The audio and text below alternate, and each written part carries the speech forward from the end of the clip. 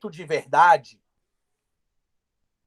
então o nosso conceito de verdade, trabalhado na filosofia, desde a filosofia antiga, que abarca esses valores morais e éticos, vai sendo desconstruído a longo prazo pelos filósofos a posteriori de Platão. Então, nós temos o fundamento da filosofia lá em Sócrates, Platão e Aristóteles, e também nos filósofos pré-socráticos. Surge, então, a necessidade. Na filosofia antiga surge o quê? A necessidade pela busca da verdade. A partir, então, da filosofia antiga, nós vamos ter as tentativas de conceituar o que seria verdade. E aí nós temos logo no século I um fenômeno, né, que é chamado Jesus, no século I, e logo após isso, né, nós temos o surgimento e a ascensão do cristianismo. E o cristianismo ele traz um novo conceito de verdade. Né? A verdade agora não era aquilo que estava atrelado, segundo o que os judeus diziam, a Mishnah ou a Torá, né? Atrelado segundo aquilo que o panteísmo dizia, o culto aos elementos da natureza, né? Ou sobre qualquer outra forma ou tipo de religião. Mas a verdade está em quem? A verdade está em Jesus, que é o que está escrito lá em João 17:32. Né? Então, ele traz um novo conceito de verdade. Então, aí nós temos a verdade com artigo definido. A verdade é quem? A verdade é Jesus. E isso vai ser construído depois que todos os apóstolos morrerem. Nós vamos ter ali os primeiros concílios da igreja, formação canônica, né? Concílio de Niceia, a igreja escolhe o cânon do Novo Testamento, os 4 evangelhos, as 3 epístolas, as epístolas gerais, o Apocalipse. Vem Constantino em 316, oficializa o cristianismo como religião oficial do Império Romano, e a partir daquele momento nós temos a construção da verdade. Que a verdade agora, ela sofre um processo de transição.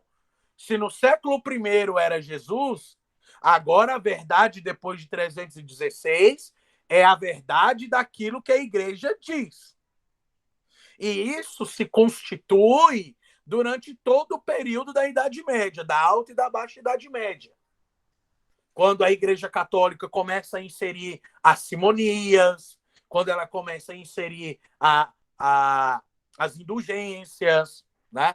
Quando ela começa a afastar os seus fiéis do real conhecimento bíblico, somente o padre tinha conhecimento do latim, somente os padres poderiam estudar grego e hebraico, a Bíblia não era traduzida para a população de modo geral, então a verdade ficou restrita àquilo que a igreja dizia. Né? E aí vem, então, a Igreja Católica dominando tudo na parte ocidental da Europa. Surge o Império Bizantino na tentativa de reconstruir uma nova civilização nos mesmos moldes do Império Romano, tentativa fracassada, mas no século V, lá no Oriente Médio, você tem uma revelação do anjo Gabriel ao profeta Maomé. A religião que está aí é pérfida, é enganosa e não é verdadeira. Então você vai fundar uma nova religião. Surgem os muçulmanos. Né? E aí a Igreja Católica, com medo da expansão do Islã, começa, então, a propagar uma série de perseguições que ficarão conhecidas a posteriori como as cruzadas. E submetendo essa galera que era capturada praticando outras religiões ao Tribunal da Santa Inquisição e acusando a tudo e a todos de bruxaria.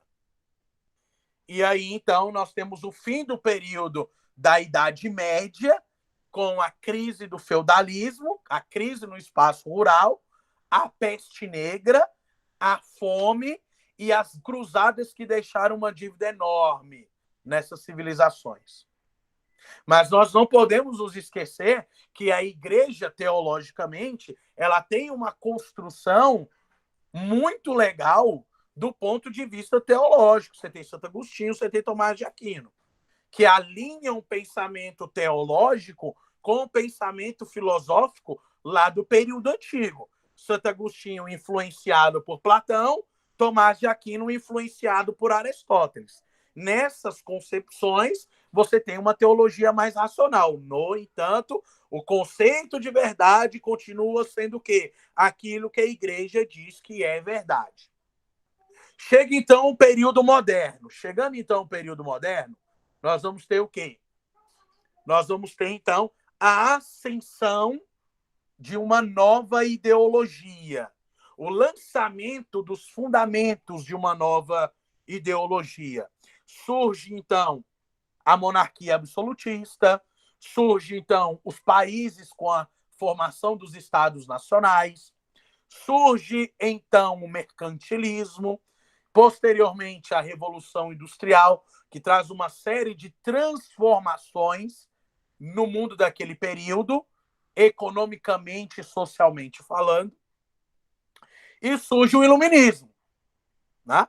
E o Iluminismo vai lançar as bases do ateísmo, ok? Ou seja, a verdade da igreja ela precisa ser contestada, porque existem outras verdades que estão além dos muros e das balizas que a igreja constituiu. Então, surge o iluminismo e diz o seguinte, ó, nothing, negativo. Nós temos outra verdade. E a verdade ela é relativa. Ela varia de indivíduo para indivíduo de acordo com a natureza da sua cosmovisão. De acordo com o valor social que ela foi inserida, que o indivíduo foi inserido. Então, a verdade para mim é diferente da verdade para você, que é diferente da verdade para o fulano, que é diferente da verdade para o ciclano. Surge a Igreja Católica, passando não apenas por esses apuros, mas em 1517 você tem a Reforma Protestante, com Martinho Lutero, com Zwinglio, com Calvino, com Philip Melanchthon. E aí, então, a Igreja Católica se vê com a missão de impedir esse crescimento também. Surge, então, no Concílio de Trento, 1532, o Concílio de Trento, né? E aí vem a Contra-Reforma. Tá? E a igreja diz, tudo aquilo que é pregado fora da igreja deve ser considerado anátema, deve ser considerado amaldiçoado, deve ser considerado como um fator de ignorância. Portanto, nós temos o que aqui, então? A verdade como um valor fundamental. Se ela é relativa e se ela é absoluta, para a filosofia pouco importa. Tá? A filosofia trabalha que a verdade ela é um valor fundamental. Ela é um valor fundamental para a reflexão, ela é um valor fundamental para a ética, porque você só constrói uma ética imaginando o que poderia ser verdade. Ela é um valor fundamental para a moral, porque você só constrói moral imaginando aquilo que poderia ou aquilo que você considera como uma verdade. Então, a verdade, ou relativa ou dogmática, ela é uma verdade com um valor fundamental.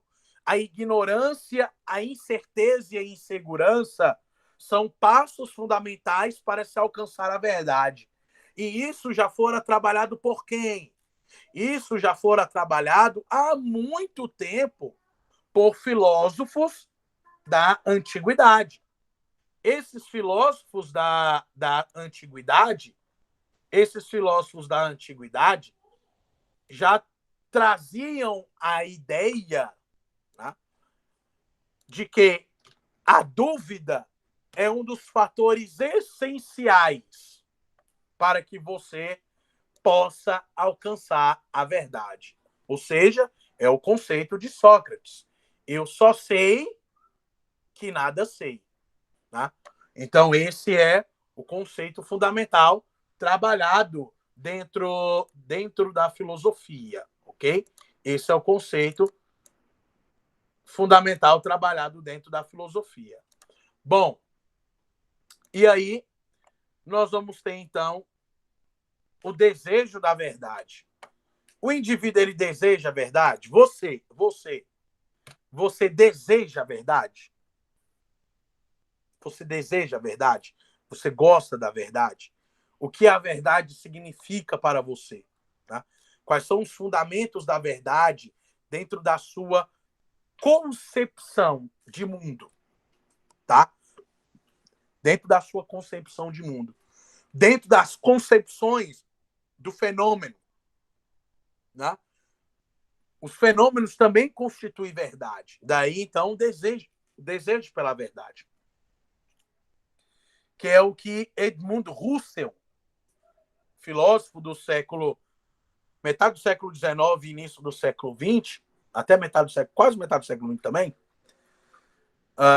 vai dizer que a verdade, ela se mostra através dos fenômenos que são observáveis, perceptíveis e sensíveis. Então você percebe que nós temos aqui um tipo de verdade um pouco mais empírica, porque ela é a partir dos fenômenos que são observáveis. Né? Então aqui nós temos um conceito já um tanto diferente do conceito de verdade platônico. Tá? Já para Jean-Paul Sartre, o conhecido e renomado filósofo do existencialismo, filósofo francês, marido de Simone de Beauvoir, vai dizer que a verdade está na essência do indivíduo. Né? Por isso o existencialismo. A verdade está na essência do indivíduo, ou seja, é o resultado dos valores que foram construídos pela sociedade, culturalmente falando, religiosamente falando, socialmente falando, né? Como diria Durkheim, valores que são coercitivos ao indivíduo, que convergem sobre o indivíduo, né? E que são reverberados por esse indivíduo na sociedade, que desaguam novamente na sociedade através da ideia cosmológica, né? Ou cosmogônica do indivíduo. Então, para Jean-Paul Sartre, a verdade é o indivíduo, é a essência do indivíduo, é aquilo que ele é, demonstra ser. Né? Então, percebe que entre Edmund Husserl, entre Jean-Paul Sartre, entre Friedrich Nietzsche, nós temos um conceito de verdade totalmente, né, diferente. Ou seja, essa construção da verdade relativa entre a filosofia moderna e contemporânea, ela é as bases do lançamento do ateísmo. Por isso, então, o desejo de quê? O desejo de verdade. Depois nós temos as dificuldades para a busca da verdade. Nós vamos ter inúmeras. Né? Desde a nossa própria ignorância, da nossa própria incerteza, desde da falta de metodologias para que se busque isso, né? Então, a falta da verdade, ela é uma constante. E aí nós temos os famosos exemplos de Sócrates e Descartes, René Descartes. Então, o que é verdade? Verdade é tudo o que passa pelos meus sentimentos, o que escuto ou o que sinto. Isso seria verdade. Verdade é a versão vigente de algo existente. Acredito no que me dizem. Isso é verdade. Verdade é algo sobrenatural, um dom divino, uma dádiva dos deuses. Isso também é verdade? Ou poderia ser verdade? Então, aqui nós temos uma série de perguntas que precisam ser respondidas. Por isso, o conceito de verdade ele não é ele nunca será um conceito unilateral e um conceito fechado. Jamais. Nós temos inúmeras perguntas que estão abertas até o dia de hoje no que tange sobre a verdade, no que seria de fato a verdade. Ok?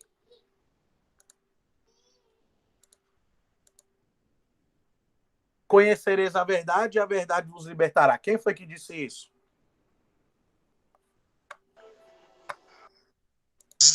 Jesus. Mas como você sabe que foi Jesus que te disse isso? Quem disse isso? Porque está escrito lá no livro que foi ele que disse, no livro de João. Mas o que está escrito no livro de João é necessariamente verdade? O senhor tá malvadinho hoje, hein, professor? Tô instigando. Segundo o próprio João, que diz que foi uma testemunha ocular, sim. E segundo o que a igreja acredita por séculos, também. Ah, não, mas aí é redundante. Mas aí como é que eu vou provar um conhecimento que o cara que elaborou esse mesmo conhecimento diz que é verdade? É a mesma coisa de eu dizer que o Vasco não é da Série A, né? Que o Vasco nunca foi um time de elite, né? Eu estou dizendo isso, mas outras pessoas podem dizer o contrário. O que é verdade para mim pode não ser para o indivíduo do lado. O que foi verdade para João, que foi uma testemunha ocular, pode não ter sido verdade para Judas Iscariotes, que também foi uma testemunha ocular. Então, o que é verdade, gente? Essa é a pergunta. A verdade pode ser uma mentira? Pode. Em que sentido? No sentido de que você prove que aquilo é uma mentira. Então, no caso, a sua prova é a verdade de que aquilo não é verídico. Nesse caso, então, seria aquilo que a gente chama de a verdade invertida. Exatamente. Até porque a verdade e a mentira são coisas bastante parecidas, né? Mas aí a gente tem que tomar um cuidado com o seguinte, com aquilo que a gente chama de pragmatismo, que é você fazer uma mentira se passar como se fosse verdade. E isso acontece muito. Em todos os sentidos, de todas as maneiras possíveis, tá? Desde o campo social ao político, ao religioso, ao econômico e assim sucessivamente. Então é um cuidado que nós temos que ter enquanto, né, seres filosóficos, tá? Não se aprende filosofia, mas a filosofar. Esse exercício que a gente está fazendo agora aqui sobre verdade, ele é um exercício de filosofar. Eu estou instigando você a pensar sobre o que seria verdade e você elaborar argumentos para defender a sua verdade. Isso a gente chama dentro do campo da teologia de apologética. Tá? Dentro do campo teológico, que é o que não existe, por exemplo, em outras disciplinas. Né? Por exemplo, como você aprender a se defender ou a defender os seus argumentos de forma racional. Isso existe dentro da teologia, ainda que não, né, não seja algo muito, muito bem explorado e que ainda não tenha muito viés muito definidinho, muito fechadinho, mas a teologia trabalha essa questão da apologética, que é a defesa da própria fé. Então, a filosofia, ela não se aprende automaticamente. Você aprende conforme você vai problematizando situações, conforme você vai defendendo os seus argumentos, conforme você vai construindo suas próprias defesas, né? Para que você consiga proteger aquilo que você considera como verdade. Então, por exemplo, Luiz, eu tenho uma verdade que eu não abro mão de forma alguma. Qual? De que a educação é a principal ferramenta para melhoramento da sociedade. O cara pode dizer que é a religião, o cara pode dizer que é, sei lá, que é Buda, que é a economia. No meu viés cosmológico, é a educação. A economia pode estar atrelada à educação, a religião também pode estar atrelada à educação, mas o valor fundamental para mim é a educação. Tá? Então, como que eu construí isso? Né? Como que nós construímos isso? A partir do exercício de filosofar. Você não aprende isso de forma automática. Você aprende isso se questionando.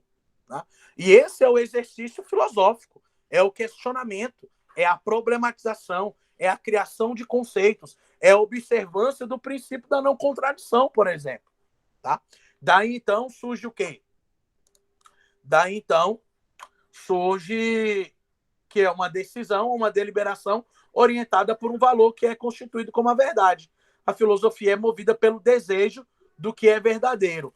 Ou pelo desejo, ou por aquilo que é considerado um desejo. Tá? Porque dependendo da situação, ainda que para todas as pessoas ao seu redor, a atitude que você tome seja uma atitude equivocada, dentro de si, você sabe que a atitude que você está tomando é uma atitude que está de acordo com os princípios que você acredita, que você crê. E isso se constitui a sua verdade individual. Daí, então, trabalhamos o valor da verdade relativa. O valor da verdade absoluta, ou o que nós chamamos de dogmatismo, a palavra dogmatismo vem de dogmas, tá? Ou seja, aquilo que é construído como uma regra infalível. Isso é um dogma. Aquilo que é construído como uma regra infalível, inerrante. Tá? E aí, nesse caso, então, tudo aquilo que se constitui como verdade dogmática é inquestionável. É verdade, pronto e acabou. Por isso que a filosofia iluminista e a filosofia contemporânea vêm para dissecar esse conhecimento dogmático e dizer, não, existe um outro conceito de verdade, que é a verdade relativa. Portanto, afirmar que a verdade é um valor significa dizer que o verdadeiro confere às coisas um sentido que elas não teriam se fossem consideradas indiferentes à verdade e à falsidade. Ignorância, incerteza e insegurança. Ignorar é não saber alguma coisa. Ignorância se mantém na utilidade das crenças e opiniões. Não temos motivo para duvidar delas. Então, olha só. Isso aqui pode ser, não estou dizendo que é, pode ser a construção de um fenômeno religioso. A ignorância, quando se mantém como uma utilidade de crenças e opiniões, de forma que ela não pode ser questionada, que ela não pode ser problematizada. Na incerteza descobrimos que somos ignorantes, mas não sabemos o que pensar e dizer, temos dúvidas e somos tomados, então, pela insegurança. Então, nós temos aqui 3 pilares que podem nos conduzir à verdade quando isso for problematizado de fato. Primeiro, a ignorância, segundo é a incerteza e o terceiro é a insegurança. Ok? Nesse sentido, eu acredito que vocês já devam ter ouvido falar de um filósofo contemporâneo francês chamado Michel Foucault. Quem não leu Foucault ainda, não zerou a vida. Tá? Quem não leu Foucault ainda, não conheceu o verdadeiro sentido da filosofia relativista. O Foucault é o cara que elabora, né, o conceito lá da prisão social, lá dentro da sua obra, a sua obra mais clássica, Vigiar e Punir. Um livro aí que é um best-seller aí do Foucault e que deve ser um livro de cabeceira aí. Então, o Foucault vai dizer que, para ser verdade, antes da verdade ser verdade, primeiro ela precisa ser livre. Por isso que ele trabalha o conceito lá do vigiar e punir, né?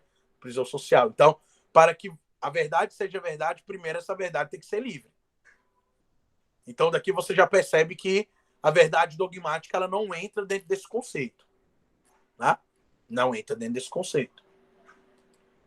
Porque se a verdade é livre, ela é relativa. Ela pode ser problematizada. Ela não pode estar vinculada a uma instituição. Isso para o Foucault, tá? Ela não pode estar vinculada a uma instituição. Porque dessa forma, ela seria manipulada, gerando comportamentos inadequados, gerando pensamentos fortuitos, constrangimentos e assim sucessivamente. Então, nós temos um conceito de verdade relativa aqui, muito interessante, porque ele diz a verdade, antes de ser relativa, primeiro ela precisa ser livre. Olha que conceito fantástico. Enquanto que lá para Santo Agostinho, Tomás de Aquino, Herás de Roterdã, Calvino, Lutero e toda a galera que faz parte tanto ali do cristianismo católico quanto conservador, vai dizer que a verdade é aquilo que a Escritura fundamenta. Você pode interpretar e pode problematizar a Escritura, mas você não pode fugir da baliza daquilo que a Escritura diz. Por quê? Porque você ali tem uma verdade dogmática. Aquilo que está escrito lá em 2 Timóteo, capítulo 2, versículo 15, né?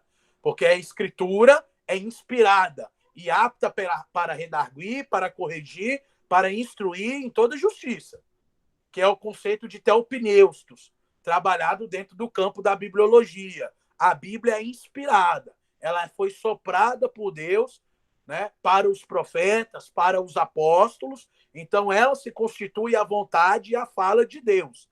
E ela não pode ser questionada, porque a vontade e a fala de Deus é soberana e, portanto, não pode ser questionada. Você pode interpretar e problematizar, mas você não pode fugir dentro do valor fundamental que uma determinada passagem está querendo dizer.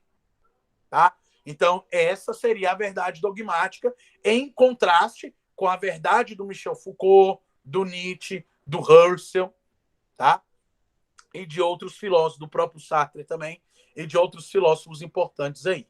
Okay? Então, a verdade dogmática e a verdade relativa. Alguém quer falar alguma coisa? Dúvidas? Perguntas? Não, para mim tá tranquilo. Ninguém, gente? Ninguém? Tô de boa. Luana, Lucas, Shirley, Luane, Eu tô tranquilo. Elivânia. Você vai falar a visão de Platão também? Já falei. No início da aula.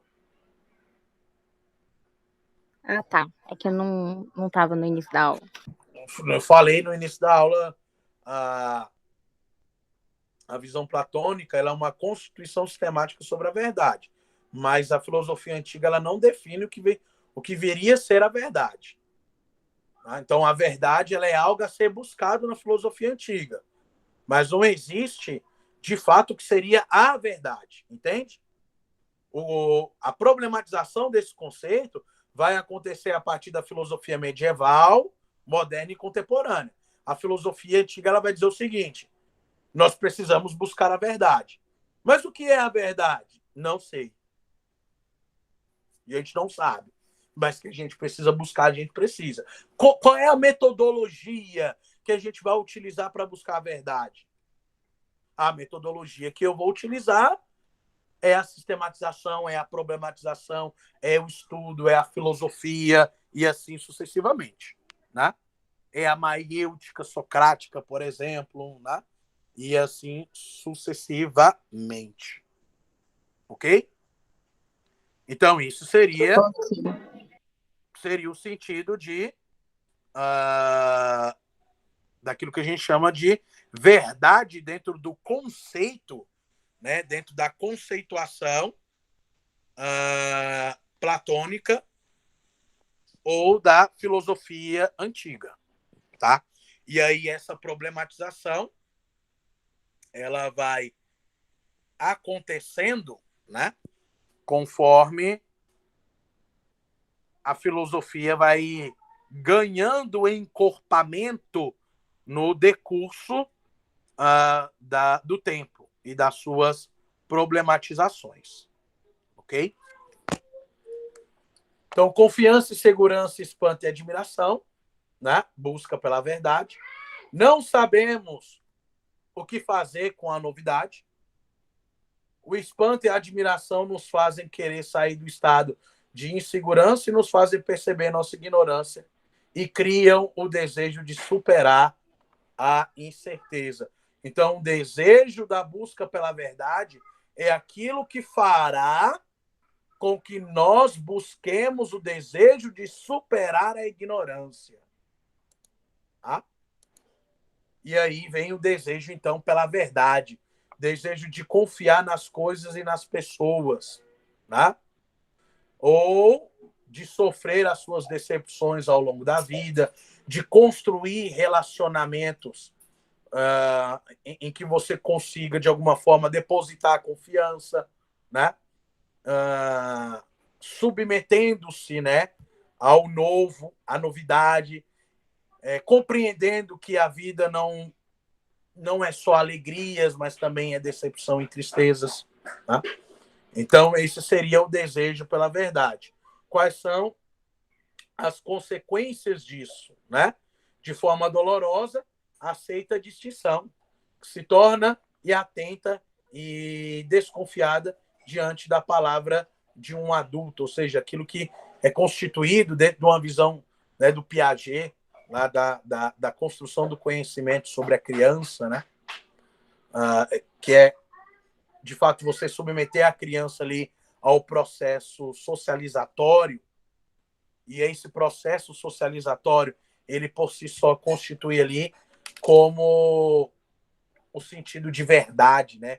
Ou a busca pela verdade de um modo específico. Portanto, a verdade para nós é o quê? A verdade para nós é tudo aquilo que pode ser construído de forma moral e ética, sendo relativa ou sendo uma verdade absoluta. Queridos, dúvidas, perguntas? Alguém quer falar alguma coisa? Professor, tem como o senhor falou da metodologia, eu anotei aqui, mas eu acho que ficou faltando alguma coisa. O senhor falou problematização, sistematização, conceituação e falou outra palavra que eu não lembro. Problematização. Sistematização, conceituação, que seria a metodologia para buscarmos a verdade. E o caminho que é a busca pela verdade. Tá. Seria o desejo de você buscar a verdade por meio desses caminhos e dessas metodologias. Aí entra a questão do quê? Entra a questão do desejo. Porque se você não tiver desejo... Não adianta buscar a verdade. A verdade, ela não vai nem ser uma verdade para você, diga-se de passagem. Você sabe, você ali é um ser, como diria o Clóvis de Barros Filhos, né? Um ser defecante, né? Sim. Você está no mundo aí inerte, né? Isso. Então, se você não tem um desejo de buscar a verdade, então isso não faz sentido para você. Agora, quais são os caminhos que você vai buscar? Através da problematização. Só que você pode ir buscar a verdade dentro do caminho ali da matemática, dentro do caminho das linguagens, dentro do caminho da psicologia, dentro do caminho da história, dentro do caminho da filosofia, dentro do caminho da sociologia, né, da economia. Então, você sempre tem verdades dentro de cada um desses campos que vão convergir para as questões sociais. Né? Ou seja, é você não desprezar o que cada uma dessas disciplinas, né, dessas ciências dizem, né, e levando em consideração que o que elas dizem tem algum ponto de verdade que pode ajudar a sociedade a ser melhor. A teologia também, né, apesar de ter uma crença mais vinculada ali às questões dogmáticas, né, mas não queira dizer que aquilo que a religião, a filosofia ou a teologia diga que não seja verdade, né? que não tenha um ponto de verdade. Pode haver equívocos dentro da construção do conhecimento, né? Mas não necessariamente que não quer dizer que eles não produzam uma verdade. Ok? Ok. Agora eu entendi direitinho. Obrigada, Mais alguém, professor. pessoal? Mais alguém com dúvida? Alguém quer falar? Quer deixar alguma contribuição? Luana, Lucas, Tereza, Shirley, Luane, Ana Clara.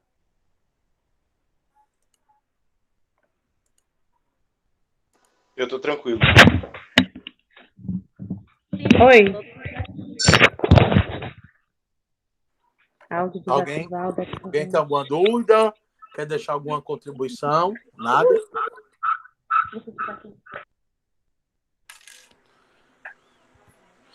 Bom, pessoal, então, não tendo ninguém a falar, né? Então, essa foi a nossa aula de hoje, contemplando aí a aula 12 e 13, o conceito de verdade e a verdade como dogma, tá? Então, vou pedir para vocês colocarem presente no chat. Por hoje é só. Tenham um bom restinho de semana e até semana que vem. Tchau, tchau. Valeu. É nóis.